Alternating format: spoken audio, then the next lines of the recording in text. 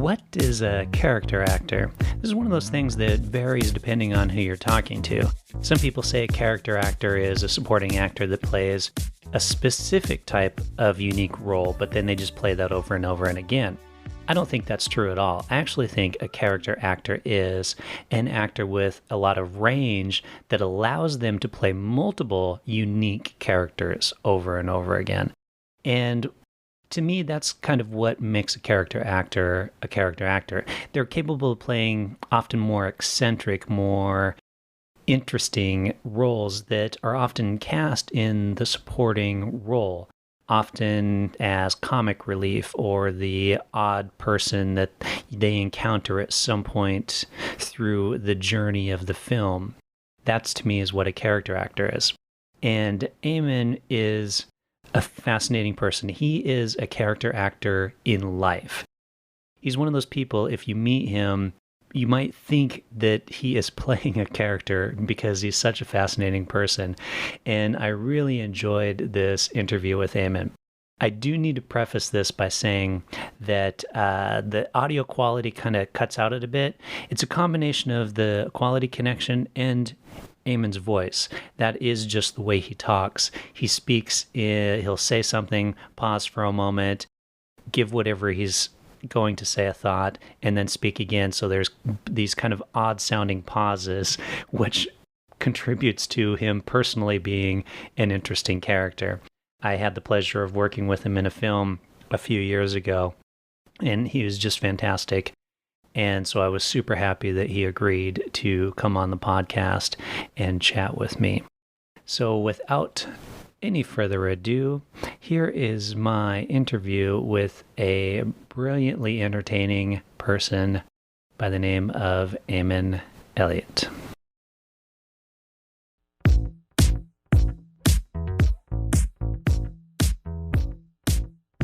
Welcome to Diary of an Unemployed Actor with me, Milo Dennison.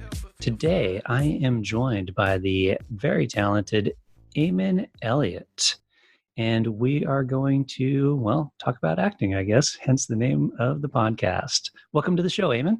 Thanks, Milo. Thanks for having me. Yeah, no, I'm glad you agreed to come on, because it's interesting, like with you, and we kind of were talking about this the other day when I was asking you to come on the show, is you're considered kind of a character actor.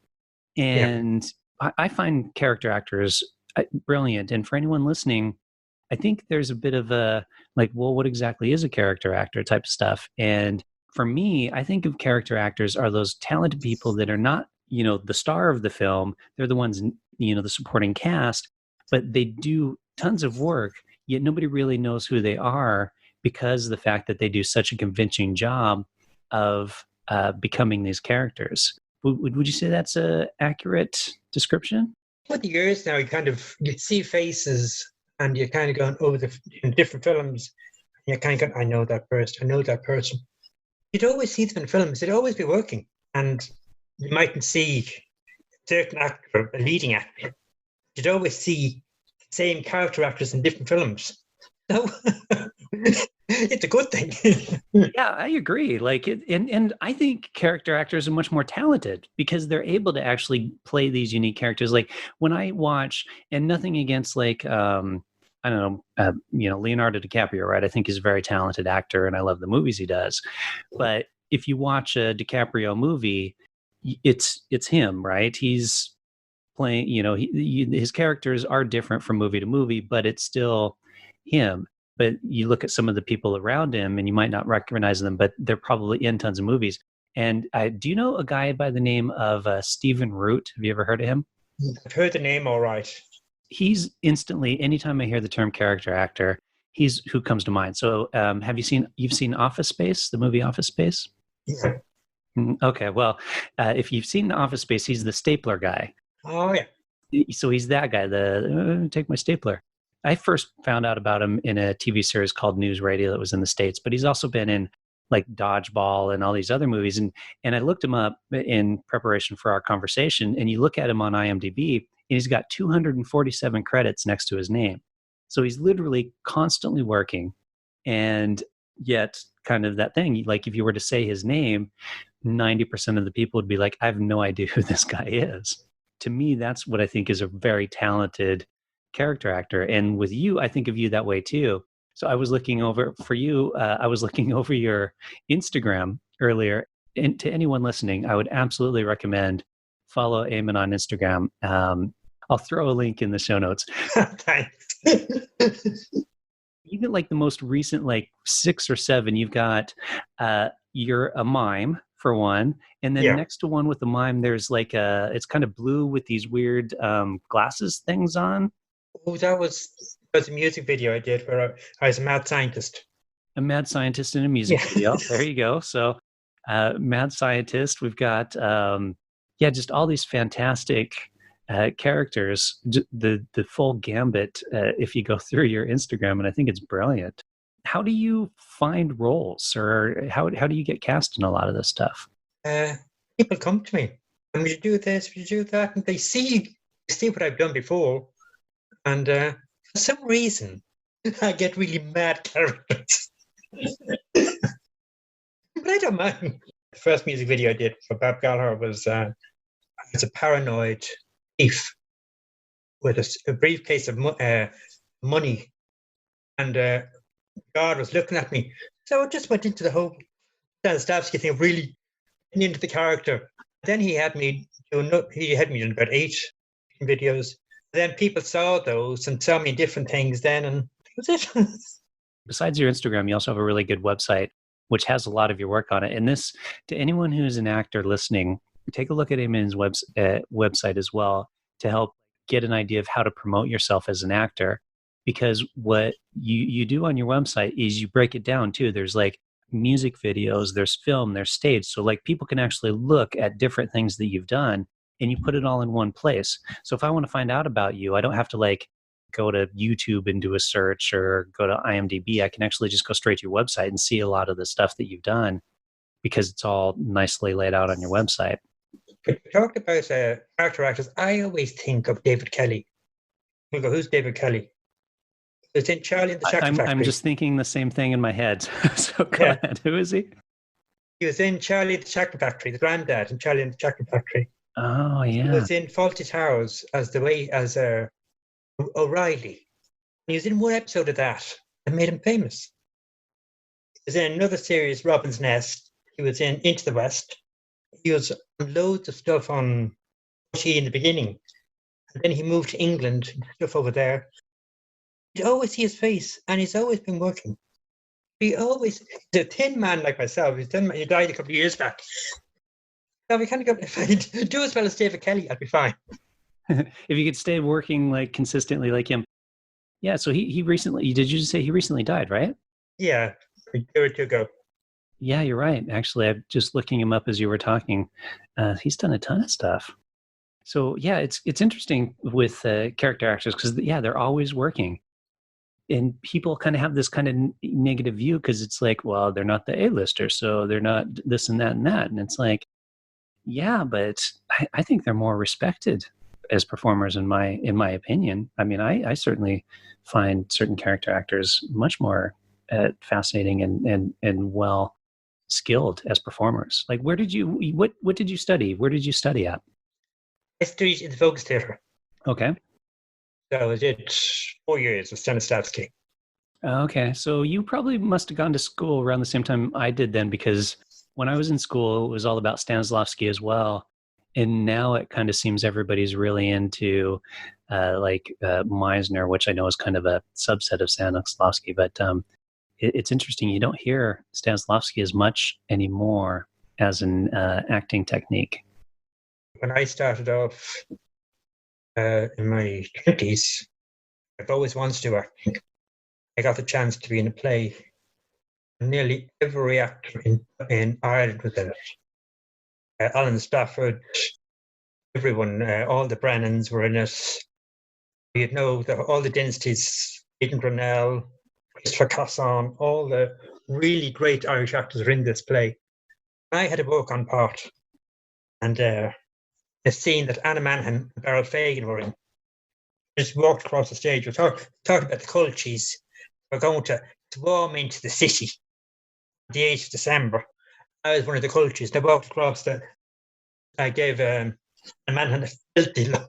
And said to Anna afterwards, said, okay, and I was afraid you were to kill me. She was a lovely person. And she went on then to win a Tony Award. She was lovely. She was a lovely person. And from that then, I got to know a lot of the actors there. And, like actors I really admired. I got to know them better. And they told me about that they went to the Focus Theatre. I thought I must do that. So I did. So how did you get cast in that in the first place if you hadn't really ever done anything prior to that? Like, did you just see something or know somebody and they're like, hey, come audition? It's just an open casting. They were looking for extras. And I was a peasant going up to the monastery. If all the kids run up before me, I went up very slowly and pretended I couldn't walk. Derek got off the stage and came down and helped me up onto the stage. And then it became part of the play. So he does it every night. But things like that. Oh, that's a good idea. So you did, I think, kind of what some people suggest, like kind of be the character a little bit even before you walk on stage or in front of the castings.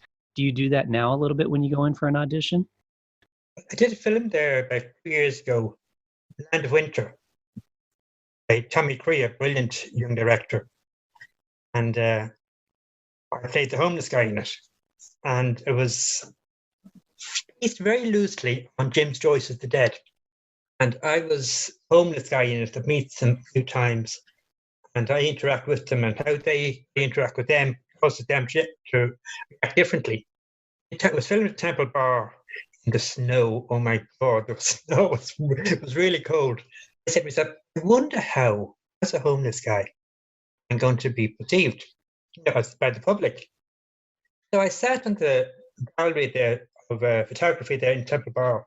I had my great tracksuit on me, and it was all filthy, like I was paint on it and everything, really tatty. I used for painting the house. And I had my head down. People saw me across the road, and it was amazing. Went up to the camera then because what's going on, and there was guys there outside the pub. I walked in front of the camera, and they're going, "Look, we're in the film. We're in the film." I told them what to do with themselves. You ready to go on now? And I said, "Yeah." He's an actor. He's an actor. Oh, that's awesome. It was great. I was chuffed because I fooled them. I knew I was believable. Yeah. So little things like that. That's brilliant. That was great fun. I was going to ask you, so you started acting in your 20s, right? Is that what you said? And I always wanted to do acting. And then I was in the 80s. There was no work, so you had a job, you kept it. So I kept it, and I went to Gaiety school in 94. Then I did another course in 95, but I always had to keep my job to keep me going. And then in 2012, then I went to study to the folk theatre, to Stanislavski, and unemployed at the time. I'm unemployed, nothing to lose. So I got into the acting. I knew if I didn't do it then, I'd never do it. Yeah, it's an interesting thing because people I've talked to so far, and know a lot of people say that too. It's like if I didn't do it then, I would probably never do it. And it's an interesting thing in life that sometimes we get to this point in our lives where like, I'm either going to do it or I'm not going to do it. What happened to me was I always wanted to act, and I did that play with Anna Manhan in it, and in 88. And then I met Rebecca Wilkinson, who's Carl Wilkinson's sister. She said to me she wanted young people. I was living in a house, sharing a house up in Rathmines. She wanted young people to get involved in the St. Patrick's Day Parade. So, yeah, we did that. And then she said that, if anyone who can give you costumes. So I said, I'll ask them from the play I was in. Got those costumes. And she asked me, she said she was doing a sketch in the National Concert Hall. Did I know of anyone who could write? And I said, well, I write. So I wrote a comedy sketch for her. She performed in the concert hall.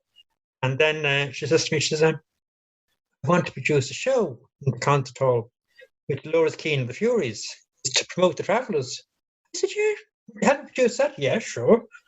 And then we did the next year we filmed. We did one for people who suffer from depression, mental illness, with Johnny McAvoy and Pat Inglesby in it.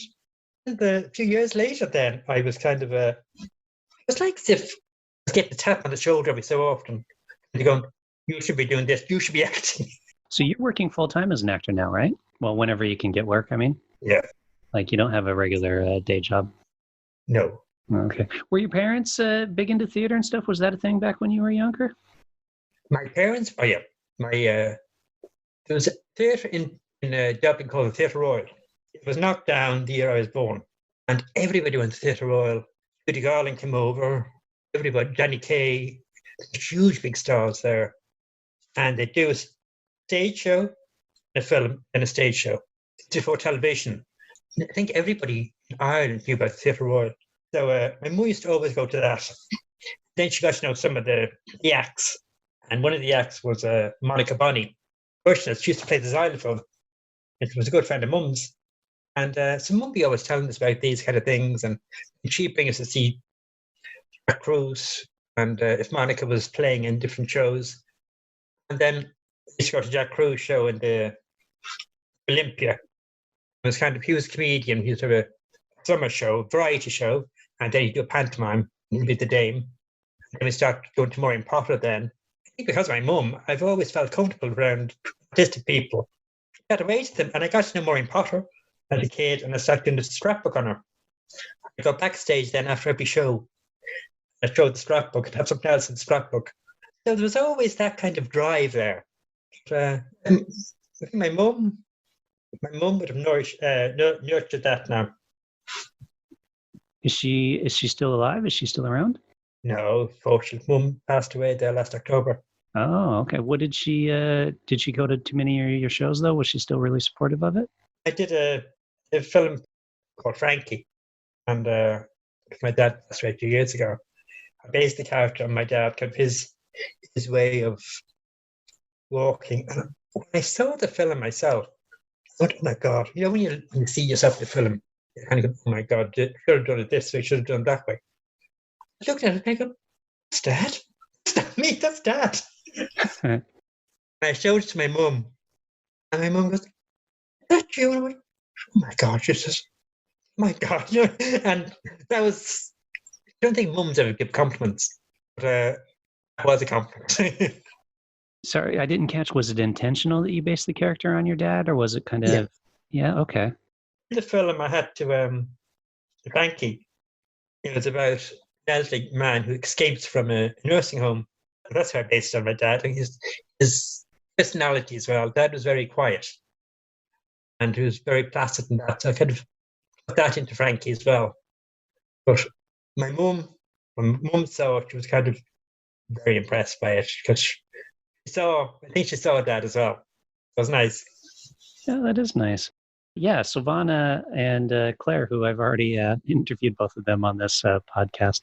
So that's great. That film's doing pretty well. Like it's been in a few festivals, correct? I haven't actually seen it, so I don't know much about it other than that. I think Claire wrote it, Silvana directed it, or did they co-direct it?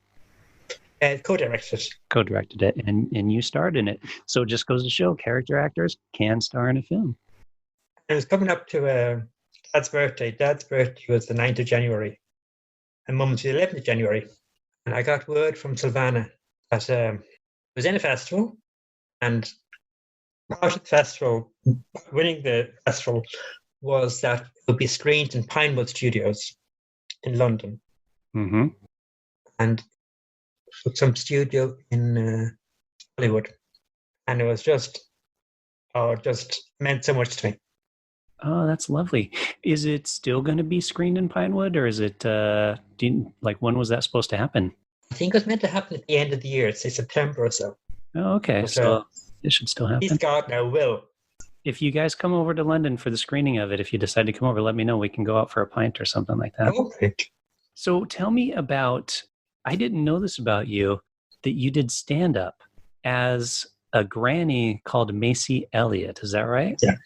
Yeah. First of all, what got you into stand-up? And then secondly, where did this character come from?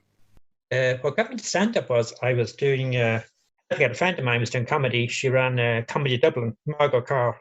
And she ran Comedy Dublin and was an improv comedy group. I used to go down to support her, and then she got me doing the door. And then she says, "You should do stand-up." So would you do stand-up? And I said, "I don't think I do as myself."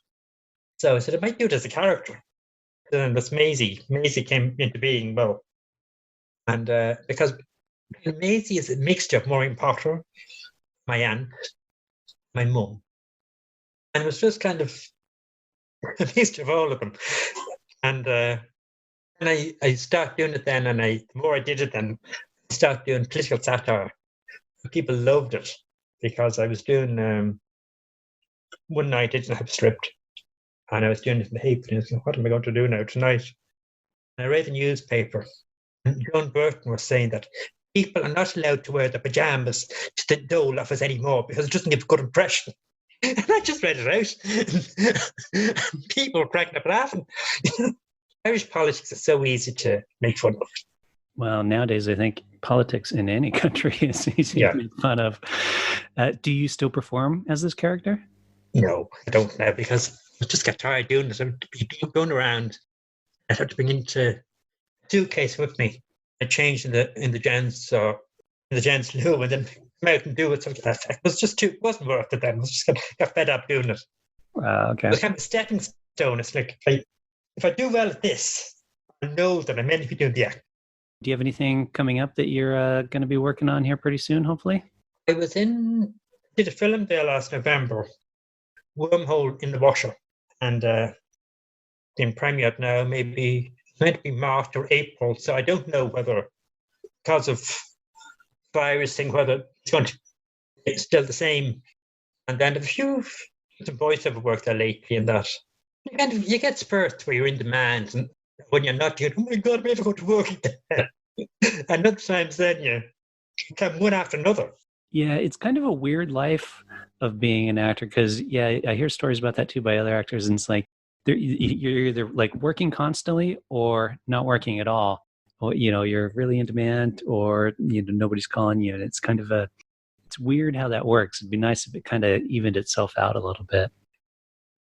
It's the best thing I ever did, and I'm doing now what I meant to be doing. That's great. Like I've once just as a kid. As a kid now, I'd be organising shows on the Avenue in Ranelagh. You have all the other kids. I'd be directing them in shows like that. It was bound to happen. That's funny. My sister tells the story too about when we were kids, how I would basically kind of get the neighborhood kids together and I would kind of like direct and make a play happen and stuff with all the neighborhood kids and stuff like that. So when I talked to her about like doing different projects and stuff, she's like, yeah, it kind of makes sense. And it's funny because I don't remember a lot of our childhood, and she remembers like everything. And it's really kind of funny because she'll remind me about stuff all the time.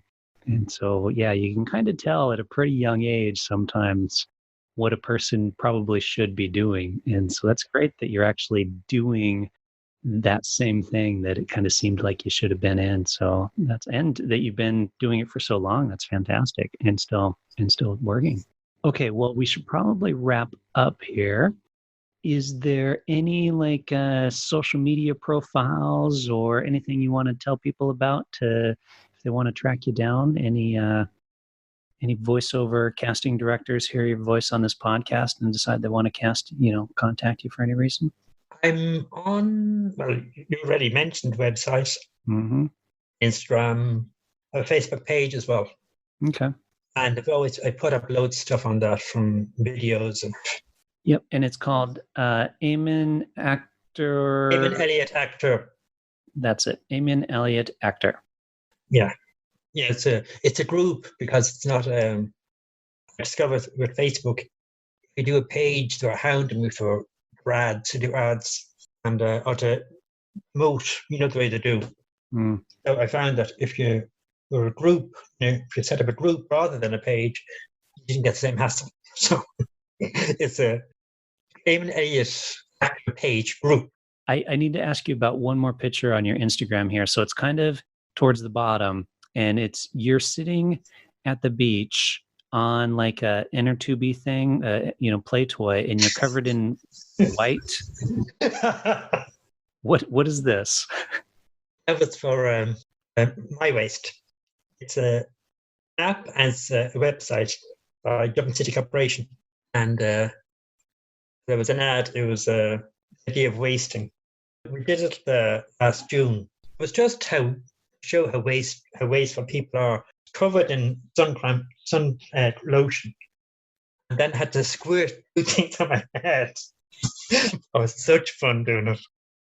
And you never know when you're doing it. Okay, the thing about comedy, when you're doing comedy, is keeping a straight face. I was doing it kind of, and I was making sure like I had done it right. And then the director said to me, "Éamon, come here, have a look at this. I'll show you the rushes of it." And we saw it, and 2 of us were crying with the laughter. I've never laughed at my own performance before. It was just so. I just went into complete Mr. Bean mode. Some people say that I look like Mr. Bean, but I just went into the whole Mr. Bean mode, just complete stupidity, and it worked. So that's what that is. So if you check it out, you'll see the video on mywaste.ie. You'll see my ugly mug, and then you'll see the video. So mywaste.ie. I will look at that after we get off this call. I could see the Mr. Bean comparison, though. That makes sense now that you've said that. Well, Éamon, I'm going to wrap it up here, but thanks a lot for jumping on and chatting with me. And obviously, best of luck with your career. And I look forward to seeing you in numerous upcoming things. Thanks a million, Marla. Thanks for having me.